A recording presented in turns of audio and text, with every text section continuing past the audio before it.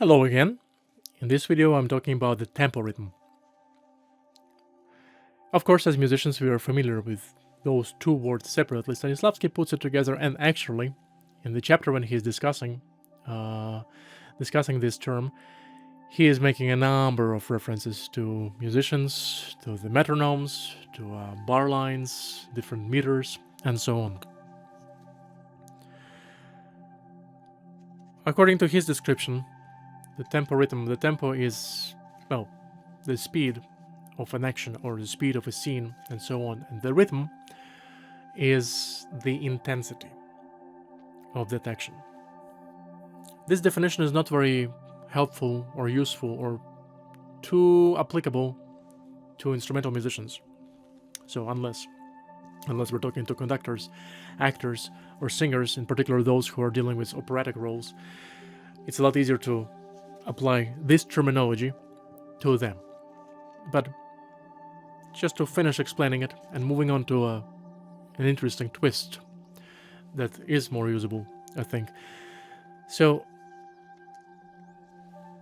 I believe there's no need for an extra explanation about what Stanislavski puts into the word tempo. It's just the speed, but the intensity of the action. So imagine there is an exercise, acting exercise, when people are walking on the stage and they imagine discovering a $20 bill. And so as they're walking by, they're contemplating to pick it up, to bend down, to pick it up or not. And here where the difference in the rhythms comes, in the intensity of the dilemma and picking up and the outcomes of this discovery. If it's a millionaire who walks by and discovers $20 bill, whether they pick it up or not, the intensity of this internal quick monologue is not going to change necessarily, because that $20 doesn't mean much to them.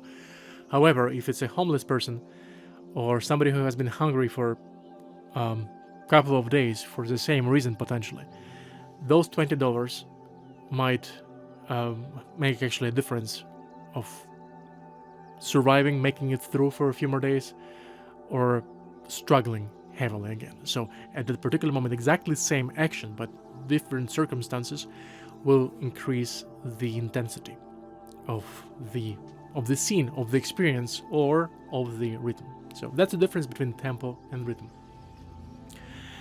according to Stanislavski.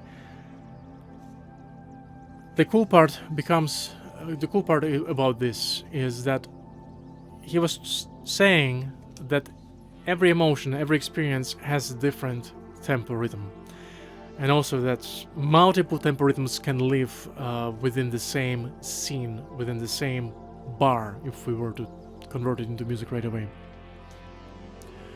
Also, it's worth adding, and I will dive into it in more detail just momentarily, but it's also worth adding right away that he's saying that tempo rhythm is a two-edged sword. It can be helpful and it can be harmful in equal measure. Entertaining enough, Stanislavski was applying this terminology that things can have two sides to them, almost to every element of the system. He was saying that if the rhythm is chosen properly and the feeling and experience arise naturally, so that the tempo rhythm will help with that. But if we pick the wrong tempo rhythm, then inappropriate or not genuine feelings and experiences will arise in precisely same way, in the same passage, in the same bar. Just like performing for performance sake or experiencing for experiencing sake, we don't need tempo rhythm for its own sake. It must be related to the inner meaning. And he was saying that the tempo rhythm always hides within it, within the inner meaning. So that's the cool part I promised a minute ago.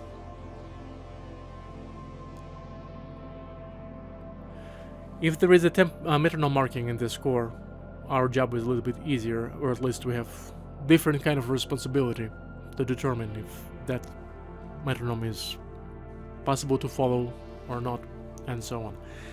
But if the score, all that score says is allegro moderato,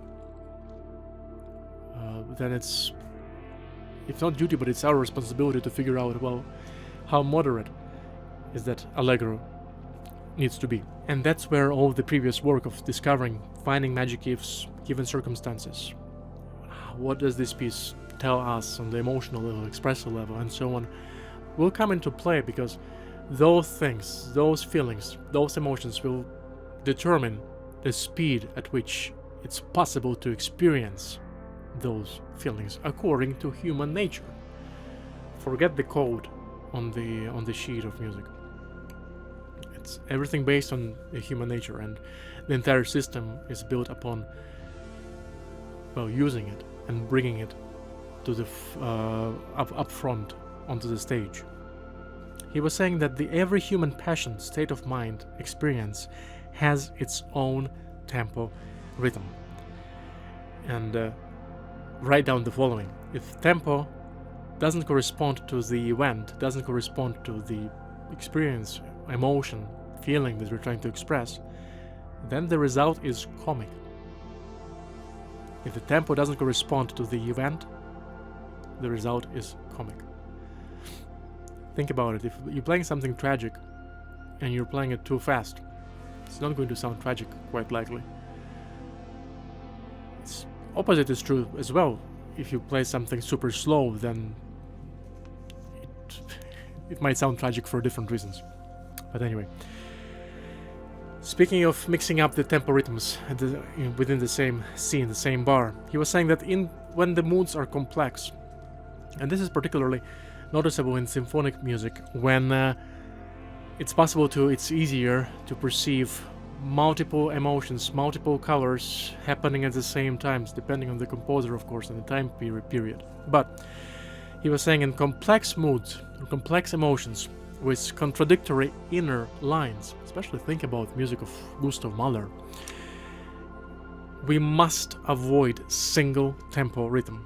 We need to combine several different ones. And there are two more things that are worth adding to this video. One of them is related to the anxiety. He was providing an example of that, and it was one of those paragraphs when he was referring to the metronome and musicians. So he was saying, imagine that you're playing a role that requires the metronome of 20, only 20 beats per minute, quite slow, but your inner metronome is 200 because you're so nervous. What about if opposite is true? If you need to play that something quick, but you're actually quite passive, sleepy, lazy, overly relaxed, and so you need to play notes at 120, but your mind and your heart is very 30 and slowing down and falling asleep. Don Green actually talks about it in a number of his books, but specifically in his most recent one, Training Your Own Hero. He used to talk only about centering down, at least the part that I was reading. I may have been missing something. So centering down is when you're trying to calm yourself down, when you're coming to bring yourself down and just centering and focusing on the task at hand. But then he's also talking about centering up.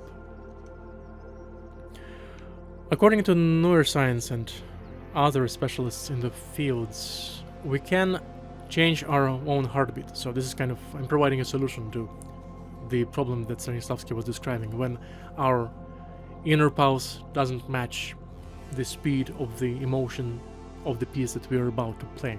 So our breathing can regulate our heartbeat. And if I'm not mistaken, then the science is the following. If we breathe in slowly, but then if we exhale slower than that, having a slower exhales than inhales will slow down our heart. The opposite will speed it up. If we inhale slowly and then quickly exhale and do it a couple of times, we'll actually pump up the speed. Once again, please double check. This is not the reliable source for many things, including this one. I will be talking about getting into the right headspace and preparing for the piece and getting into the right mood in the next video, which is going to be one of the final videos for this series at this particular time. But briefly to quote him, he was saying that our great predecessors, he was talking about the actors from the really early 20th century and maybe end of the 19th century and before, all great predecessors always went to the wings of the stage long before their entrance so they could tune into the tempo of the performance. For us, in the next video, I will be repeating myself at this point, that he would say that being in the green room a couple of hours before any major performance is something that all big and experienced actors end up doing to get into the right creative headspace. And lastly, he was saying that for this video, he was saying that the speech and music is a combination of not just sounds, but rests. So both must be in the correct tempo rhythm. If we are overindulging a pause, it will break the line. And opposite is true as well. Frequently I would notice also in my own playing that I'm overlooking the slurs, or I'm slightly overlooking the rests, and then what I'm playing lacks breathing between the just pauses between natural, organic, human-like, if we're talking about conversation, breathing between the phrases. I want to end this video with just one final quote that will bring us back to the cool element of tempo rhythm according to Stanislavski's system, which was that it's connected to the emotion and experiencing that emotion that we are to convey from the stage. He was saying that tempo rhythm is frequently the direct, immediate, and at times almost automatic stimulus to emotion memory, and consequently to inner experiencing. So the only takeaway I can think of at this particular moment is, let's not play at a general tempo. Let's make a conscious choice that is not based on the recordings we listened to or our teachers, but based on the emotion that we're trying to convey, emotion that we're trying to experience while we play this, and that is purely based on how exactly we experience that emotion. Nobody else is going to experience it the way how we do it. Happy further learning, and I will see you in the next video. Thank you for your time.